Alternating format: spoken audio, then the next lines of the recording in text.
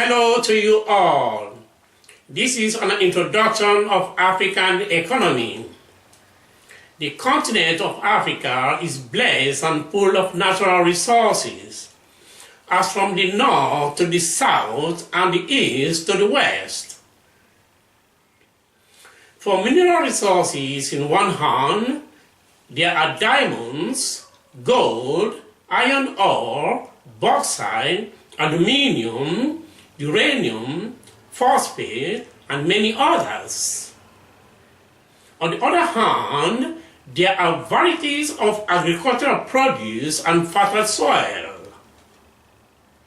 As for tourism, it is full of wildlife, sea creatures, beautiful landscape, woodland, deep forests, waterfalls, lakes, running water from hills to the valleys, the wonderful sea view, the cloud, the snow, the rainbow reflecting on the mountain from end to end, the inactive volcanic mountains, the sand dune, the desert, and the semi-arid areas.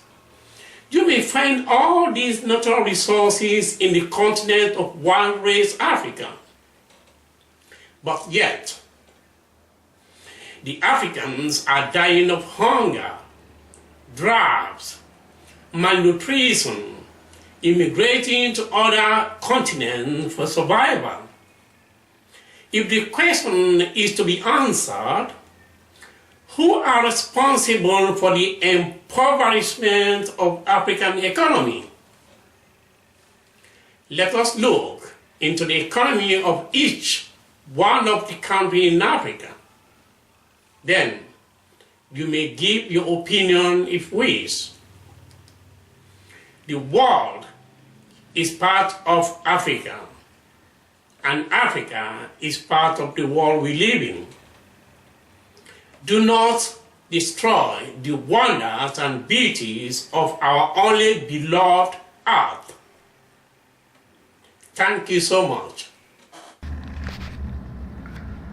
Top 10 countries in the world for income inequality is found in South Africa. The economy. South Africa has a mixed economy, the second largest in Africa after Nigeria. It also has a relatively high GDP per capita compared to other countries in Sub-Saharan. Despite this, South Africa is still burdened by a relatively high rate of poverty and unemployment, and is also ranked in the top 10 countries in the world for income inequality measured by the Gini coefficient. Unlike most of the world's poor countries, South Africa does not have a thriving informal economy. Only 15% of South African jobs are in the informal sector, compared with around half in Brazil and India, and nearly 3/4 in Indonesia. World Bank research shows that South Africa has one of the widest gaps between per capita GNP versus its Human Development Index ranking, with only Botswana showing a larger gap. After 1994, government policy brought down inflation, stabilized public finances, and some foreign capital was attracted. However, growth was still subpar. From 2004 onward, economic growth picked up significantly. Both employment and capital formation increased.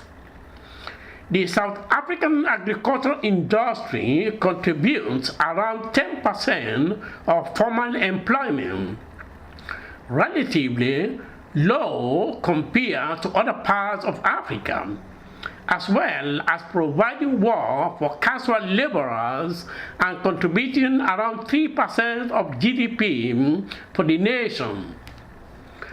Due to the desert and semi-arid of the land, only about 14% can be used for crop production, and only 4% is considered high potential land.